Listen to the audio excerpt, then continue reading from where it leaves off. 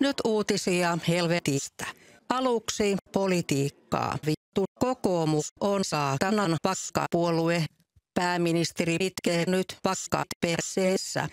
Kokoomuksen kannatus on nyt 1%. Suurin suspuolue SDP jatkaa kepakkasti kemeemien kärjessä. Sen kannatus on 4444%. 4. Eniten nousi opposition kikkeli, joka kusikusta. Hallituspuolue perkeleen natsipuolue on 2,3%. Naisten pillupuolueen kannatus on 6,9%.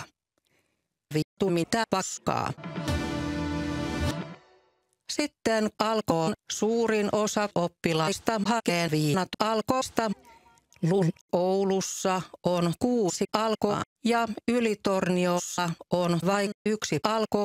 Opetusalan Tussu sanoo, että yli 25 sentin penis on liian suuri. Moni kunta ottaa tiukan linjan kännikieltoon. Joissakin kaljaa ei saa käyttää edes välitunnilla.